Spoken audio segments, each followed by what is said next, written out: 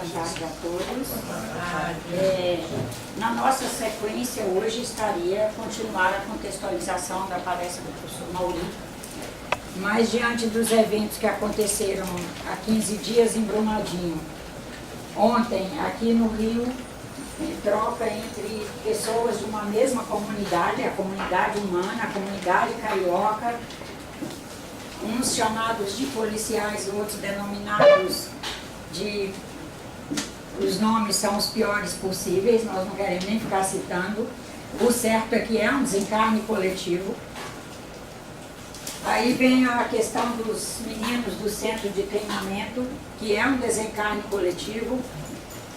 Nós achamos por bem fazermos hoje uma reflexão, inclusive acerca da nossa intenção de ir contextualizando as informações que o próprio Espiritismo, através dos seus médiuns trabalhadores, veio veiculando ao longo dos anos.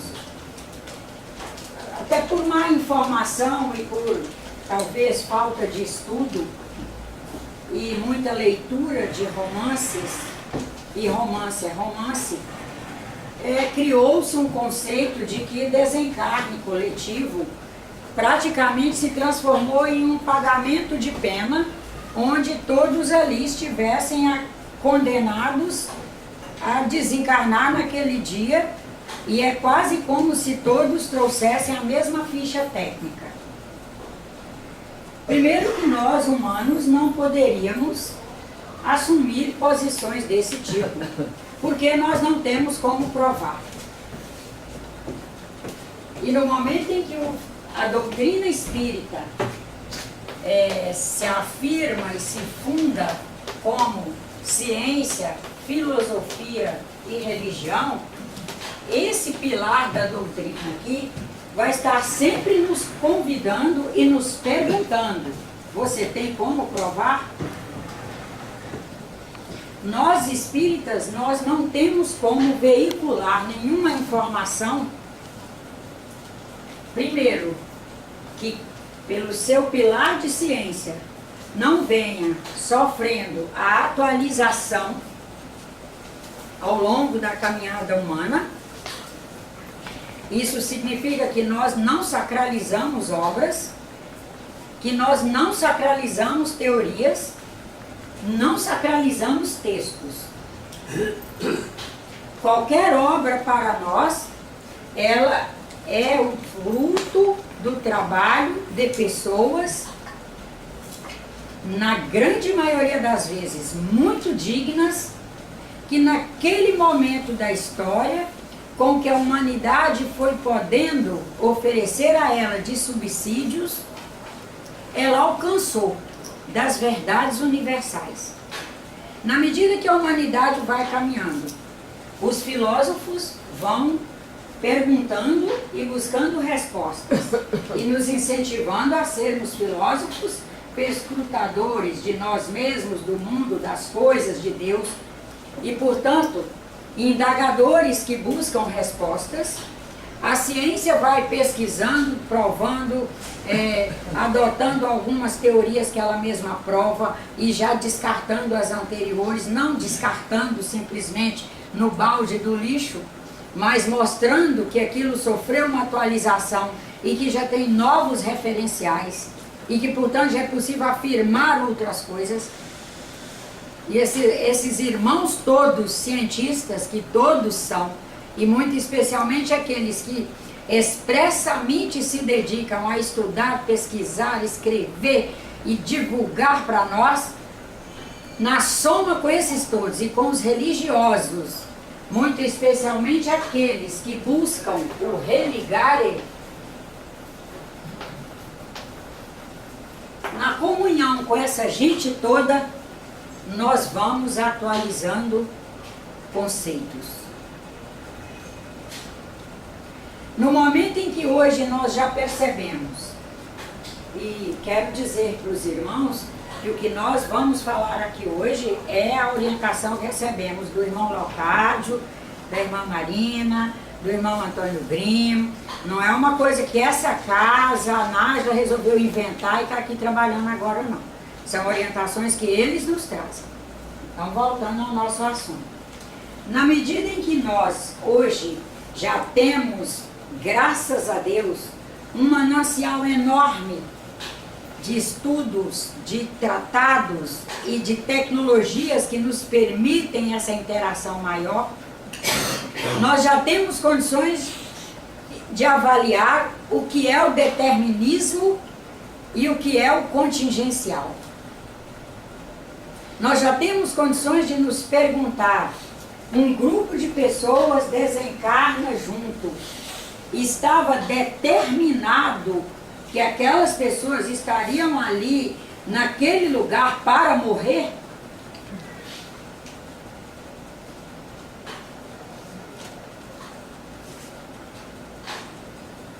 Essa é a primeira indagação que nós vamos fazer, porque senão seremos vítimas de algumas colocações que aparecerão inclusive na imprensa.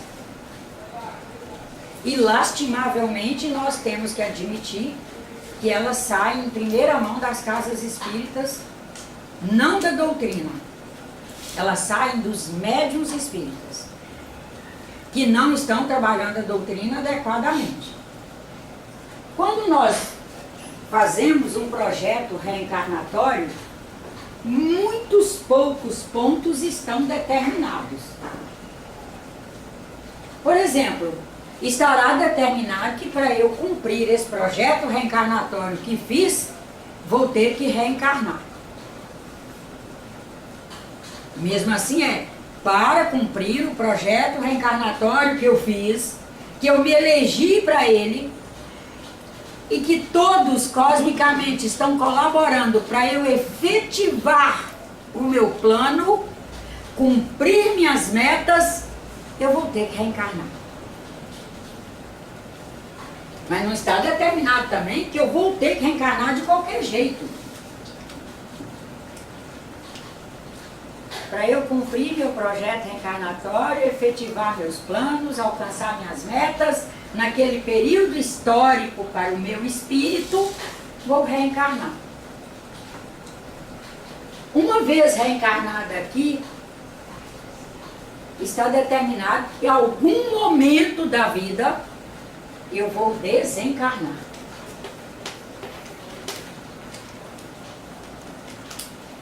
Como eu vou desencarnar? Aí já está no rol das contingências da Terra.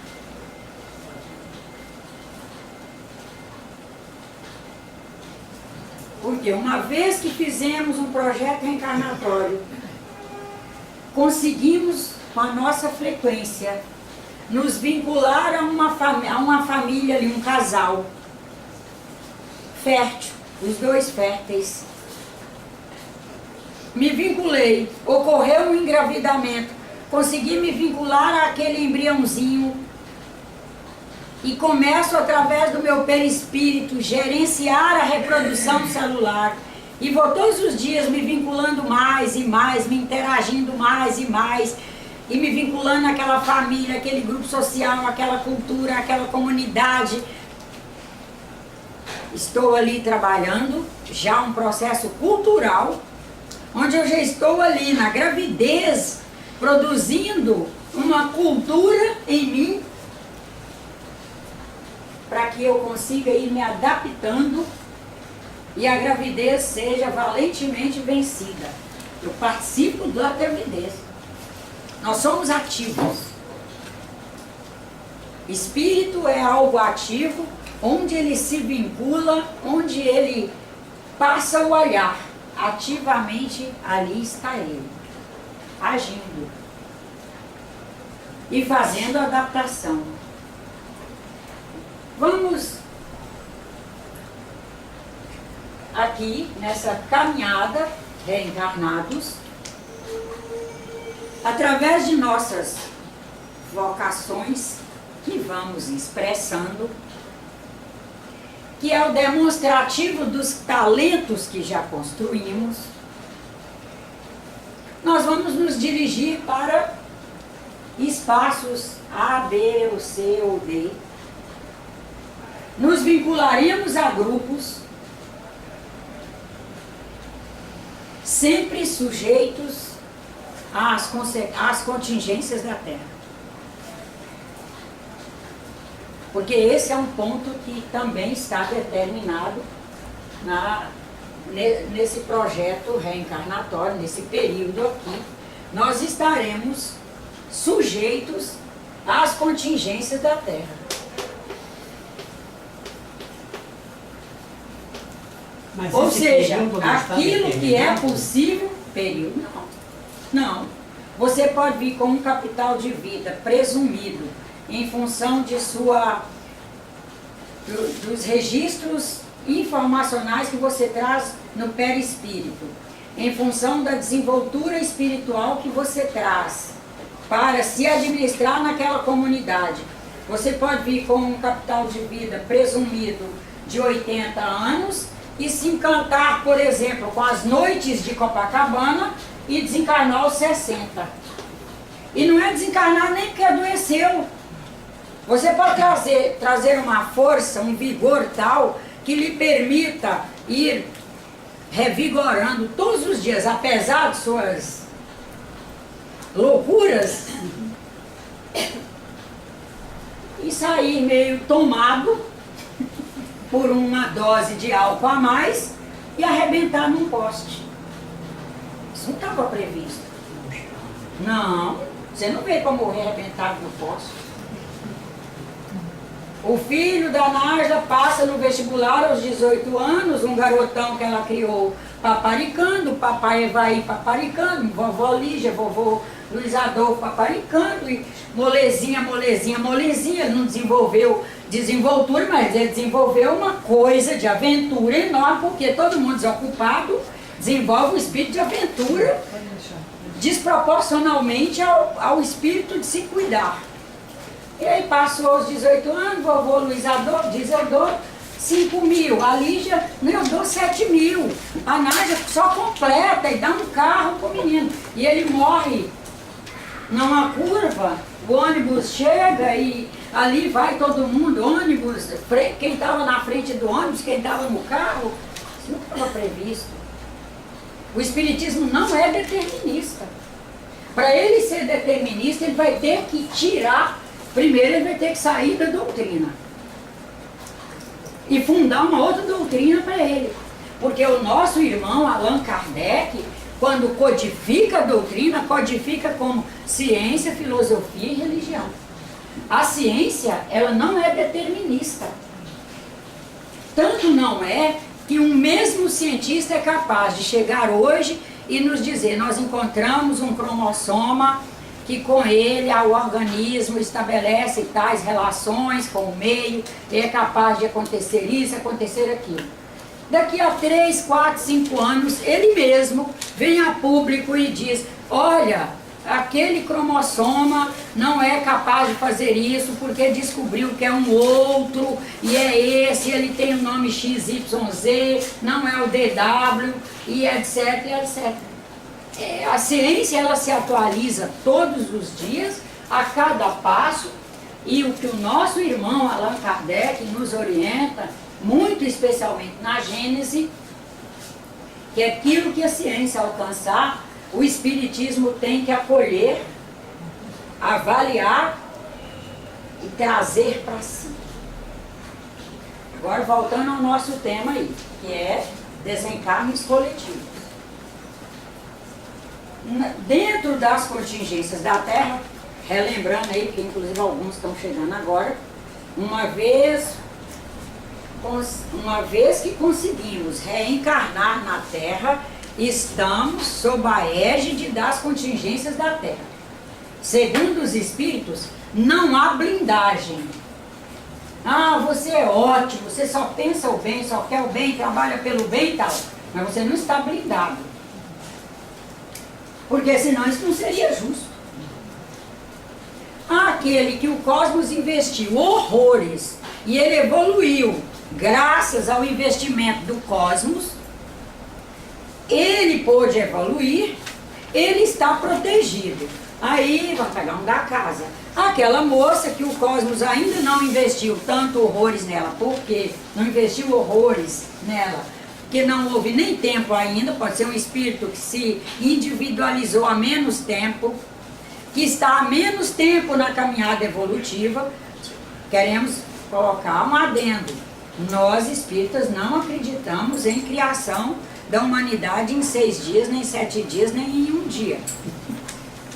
Nós acreditamos no processo evolutivo, que cada um foi se alcançando como espírito no seu tempo, e eu posso estar diante de uns aqui 500 mil anos luz à minha frente, outros que estão um pouco menos tempo, e isso vai determinar na autoadministração dessas pessoas, certo? Umas trazem mais sabedoria acumulada, outras menos, e por isso não seria justo haver a blindagem.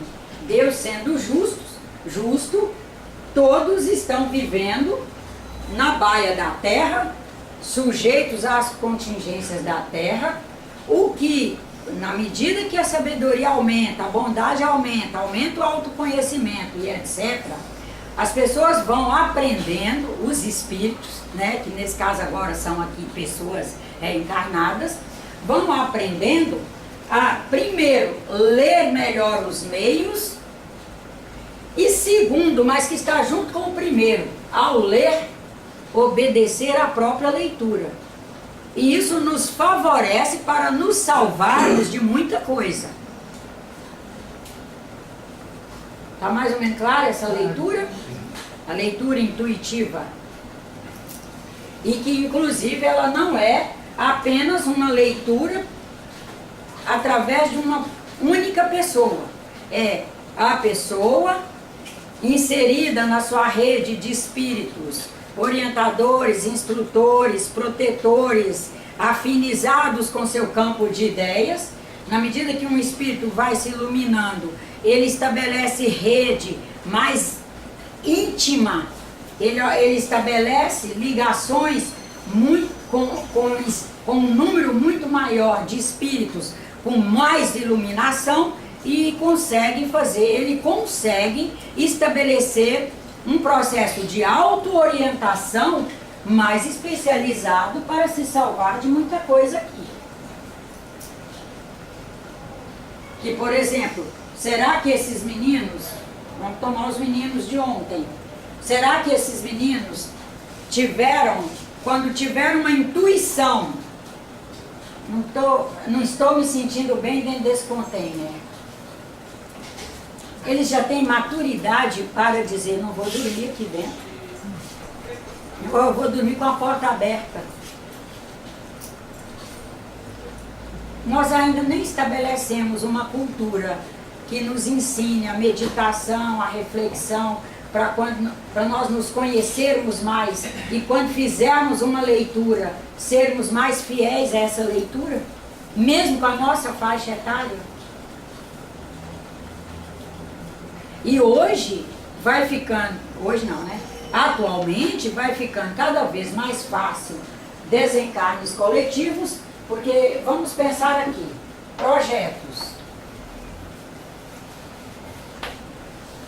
Os seus 10 bilhões de habitantes na Terra, todos os projetos hoje conglomeram várias pessoas, certo? Se acontecer uma contingência aqui, se eu estivesse aqui há 10 mil anos atrás, quem sabe eu tivesse meia dúzia de pessoas aqui dentro, comigo. Hoje, nós somos, em média, 70. Se fosse alguém trabalhando um conteúdo que tivesse um agrado maior na comunidade, esse número de pessoas seria maior. Acontecendo uma contingência ligada à Terra, o dano é maior ainda. Não quer dizer que aquelas pessoas estivessem ali para morrer. Elas vieram para buscar, dentro de seu projeto de evolução, em função do que ela alcança naquele momento, novos olhares. Todas vieram buscar isso. E estavam ali para isso. Acontece uma contingência da Terra. Por exemplo, se alguém aí for químico, quando ele viu os meninos ali chegando, já aturdidos pelo fogo, e eles assim como se estivessem tranquilos, Câmera lenta. num primeiro momento, como pessoa, a gente se assustou, eu me assustei. Que eu estava sozinha refletindo ali. Eu me assustei quando eu vi a calma. No minuto seguinte, eu consegui fazer o segundo olhar, que já era à luz do que eu conheço. E, gente, os containers são de ferro. Para uma tinta fazer a boa aderência, a tinta é epóxi. A chama dessa tinta, aqui, altamente tóxica.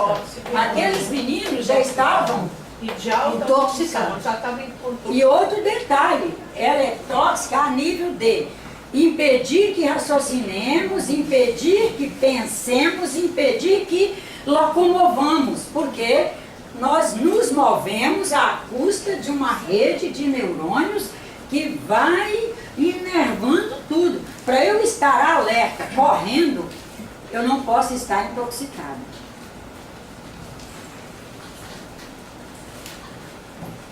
Todos desencarnaram pelo fogo?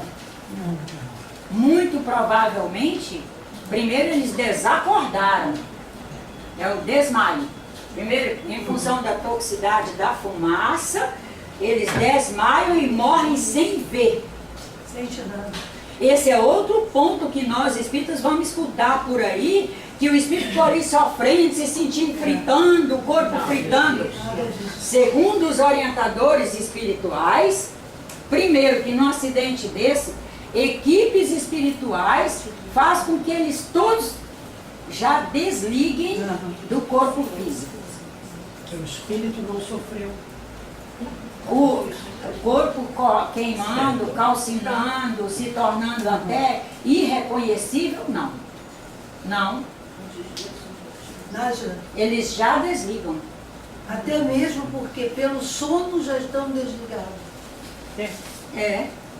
Mas acordariam se fosse, por exemplo, da dor. Sim. Mas segundo os espíritos, desligam.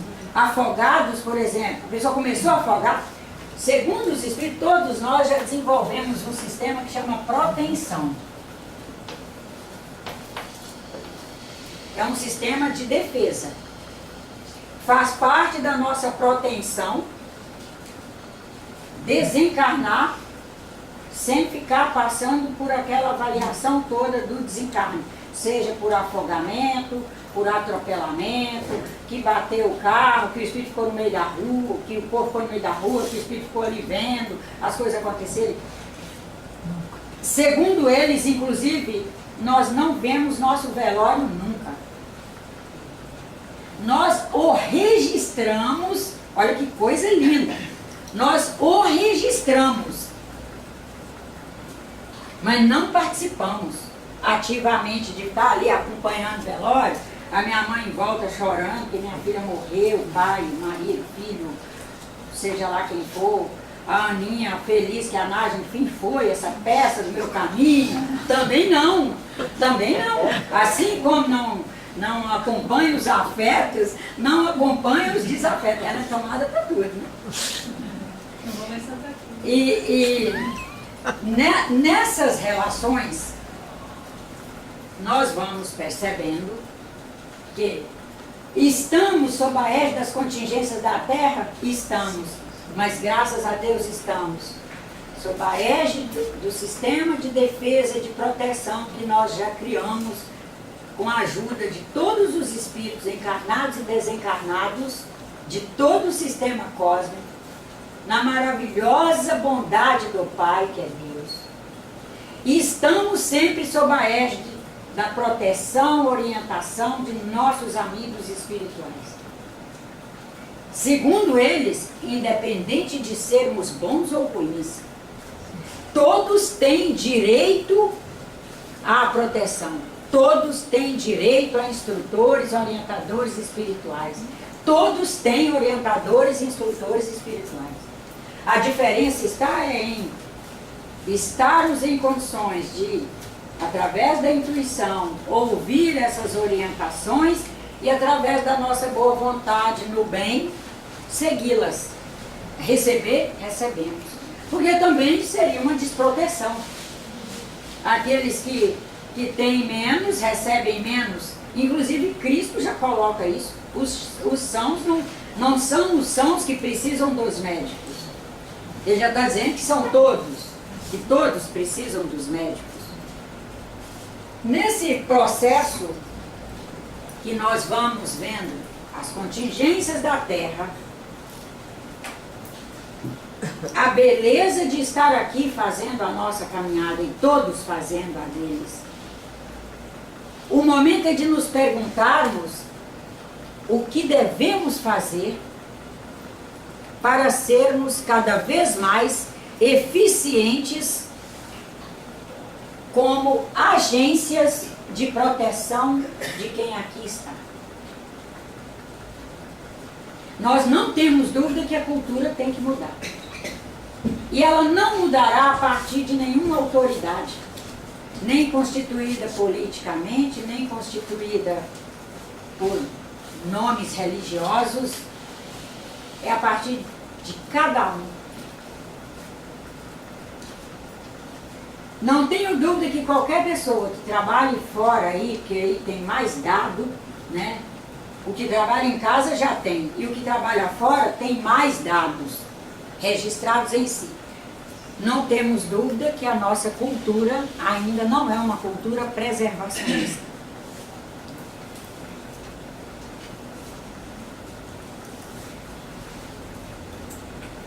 Dificilmente, por exemplo, um instrumento pega fogo de uma vez. Ele dá sinal. Mas a gente é capaz de ligar um liquidificador, ele está com barulho estranho e a gente liga de novo. A gente bate a próxima vitamina nele. A gente liga o carro está com barulho estranho. Aí se ele maneirar e ele andar bem e resolver o que nós queremos, a gente é capaz de ligar de novo? Hã? Liga de novo.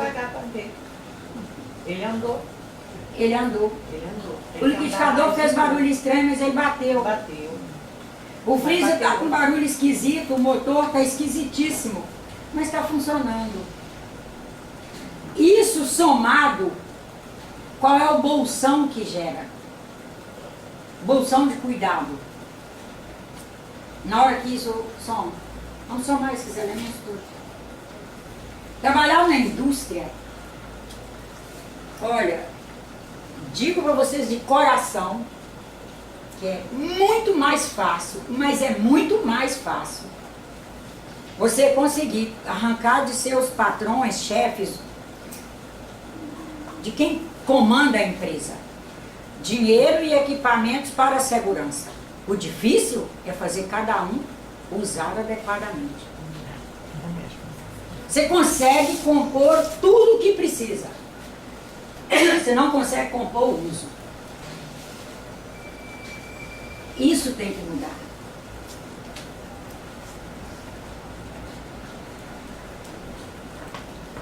Brumadinho foi isso. Agora o CT foi isso. Esse tornado que passou aí também. Também, na soma de todos, cometendo crimes ambientais, vai desregulando o sistema. E estamos nós aqui, graças a Deus inteligentes, Deus nos concede a inteligência, graças a Deus sensibilizados a nos encontrar, e portanto sensibilizados para alcançar o que há de melhor na vida, que é saber que somos capazes de proteger a vida. Que somos capazes de sermos responsáveis. Para não termos que viver desdobramentos desconfortáveis.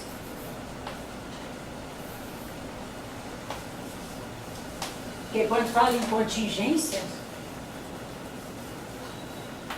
desdobramento faz parte. A grande maioria das contingências, a não ser aquelas que são planetárias, são inerentes ao movimento do planeta, mas mesmo as que são inerentes ao movimento do planeta. Vamos pensar em Brumadinho, não para criticar, viu gente? É pensar mesmo. Porque não adianta a gente ficar criticando e jogando um ranço no ar, não é isso. As represas de Minas Gerais, quem sabe elas até fossem possíveis de manter daquele jeito que elas estão, se por baixo da crosta o Estado não estivesse, aquela região do Estado especialmente, não estivesse inteiramente rendada. Nós não somos mais de 10 mil anos atrás.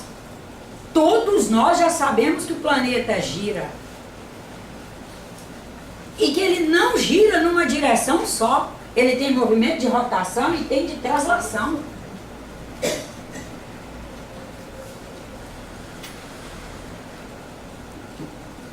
Agora vamos pensar num movimento do planeta com todo o subsolo dele rendado, de galerias, são as mais variadas. Esse rendamento por baixo está maior.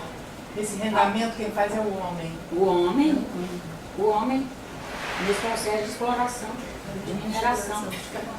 Estudo isso. No movimento da Terra é facílimo uma represa dessa fazer uma fenda mínima.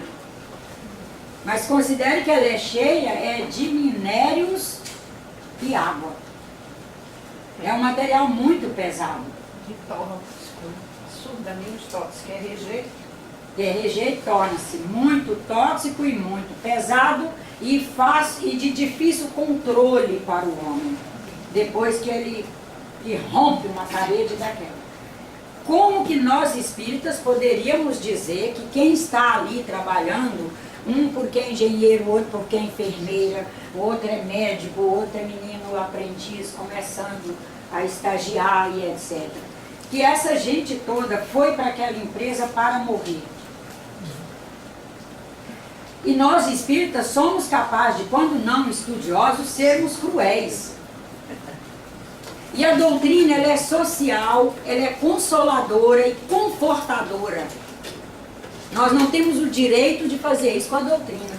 Nós não temos o direito de dizer para uma mãe que o filho dela morreu calcinado no CT, porque noutra vida ele fez parte do exército de Hitler. E eu não duvido que nós espíritos falemos isso por aí. E temos que estar alertas para saber que uma pessoa que foi do exército de Hitler, ela não fez caminhada e superação no polissistema espiritual, ela não fez revisão de vida, ela não pode ter tomado novos rumos. Processo de evolução. E quem sabe essa pessoa esteja aí num trabalho profundamente caritativo hoje, enquanto eu, que não fui, esteja por aí prejudicando pessoas. Porque ainda não tive a oportunidade de estar sob a égide do meu juiz maior, que é a minha consciência. Segundo os orientadores espirituais, cada um de nós, ao desencarnar, temos uns instantes para estarmos conosco. O que eles querem dizer? Que foi minha pergunta, mas nós não estamos conosco o tempo todo, com a senhora, sem estar com mais ninguém. Sem a menor possibilidade de interação. Todos os senhores, aí ele coloca, todos os senhores têm a maravilhosa oportunidade de, ao desencarnar e alcançar condições de fazer revisão antes, estar com os senhores, sem a possibilidade de interação com esse espírito, mais aquele, com essa condição de nada. É os senhores com os senhores mesmo. É os senhores de frente para a consciência dos senhores, avaliando o que fizeram. Segundo eles, é o momento mais crítico de cada desencarne nosso, de cada final de experiência reencarnatória, e o momento mais transformador. Porque nós não temos como derivar. Não temos como fazer derivação nenhuma. É pensar, é ver o nosso projeto reencarnatório passar como um filme pela nossa consciência, o que planejamos, as possibilidades que tivemos, as ofertas que tivemos dos senhores todos, o que fizemos e o que era possível fazer. Aí vai para o que fizemos e que não foi de acordo com o projeto, não foi de acordo com as orientações, não estava de acordo com nossos potenciais, e fazemos essa revisão e começamos uma nova caminhada. E segundo eles, muitos se transformam completamente nesse processo da revisão. É a hora da verdade. É a hora da verdade. Mas nessa hora você não pode arranjar desculpa para nada, né? E nem ninguém para você dividir. Porque nós sempre temos um ombro para dividir.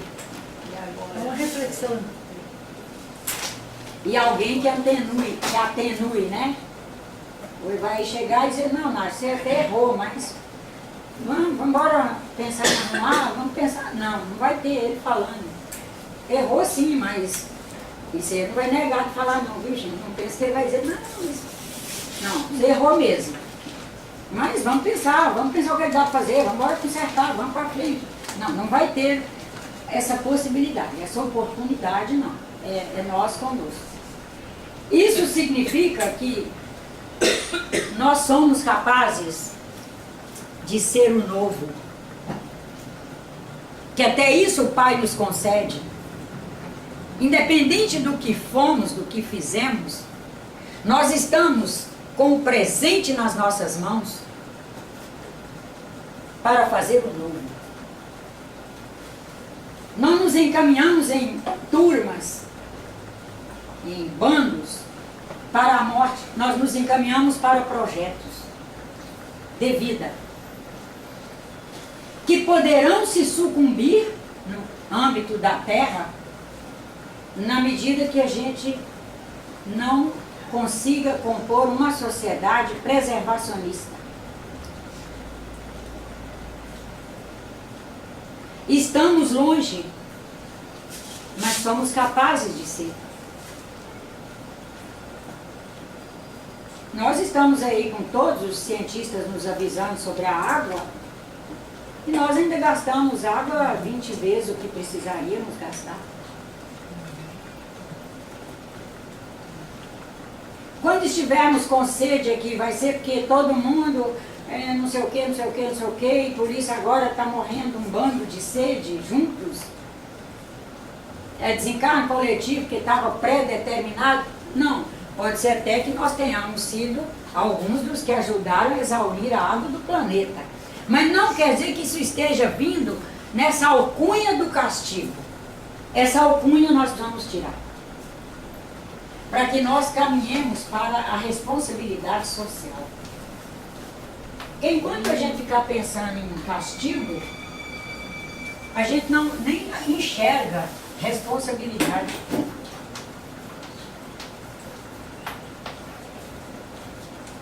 E até aceita sem fazer nada. Sem fazer nada. Sem fazer mudança interior.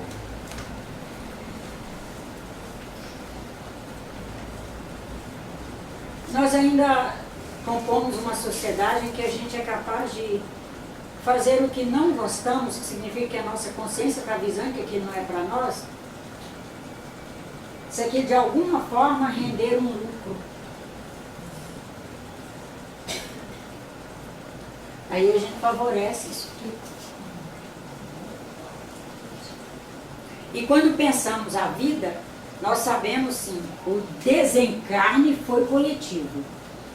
Mas as vidas ali eram únicas, tinham projetos pessoais, iguais em alguns sentidos, pessoais e significativos, e diferenciados em outros.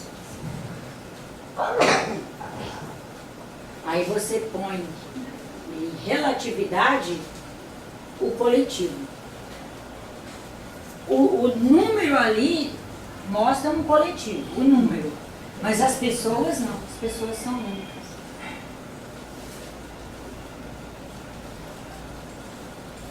Isso vai nos ajudar a repensar quando vamos colocar produtos em nossas casas. A utilização de produtos para compor nossos ambientes. Se acontecer um incêndio, como fica essa cortina? Qual vai ser o dano dessa cortina? Se acontecer um furto, o que acontece aqui? O que está no entorno? Porque esses momentos são para ajudar a todos nós. Estou colocando minha casa num verdadeiro, quase que empilhado de coisas, onde tudo é coladinho no outro. E a possibilidade de curto existe? Existe. Se acontecer, é possível eu sair? Tem caminhos para eu sair ligeiro? Eu tenho uma maneira de jogar água? Eu tenho um balde? Como é que é? Como é que está? Nós temos que aprender a nos ver na terra. Os recursos foram avançando cada vez mais, eles estão cada vez mais disponíveis para nós e nós no cuidado de avaliar, até para que nós não sejamos a próxima vítima que passa a ser a próxima dor para os familiares. Imagina esses meninos, a dor que é para o país inteiro hoje. Uma consternação. Para o mundo. Eu recebi já 5 e-mails me pedindo, entendeu, para falar comigo alguma coisa, que tá, lá fora também está um transtorno. Mas a primeira coisa é a utilização de materiais. Vai sempre na utilização de materiais, na manutenção. Pode olhar, arrumadinho, essa, outra indústria, cai sempre em utilização de materiais e manutenção. Utilização de materiais e manutenção. Falta de manutenção. Falta de manutenção. Em geral. Nossas casas. No museu não teve, aí não teve. Isso. E com muita fé em Deus, haveremos de estar nos sensibilizando a não sermos deterministas e sabermos que estar na terra requer atenção, manutenção, cuidado e sermos pessoas capazes de agir. Muito provavelmente nessas situações todas existiram os inadimplentes. E nós não sermos inadimplentes.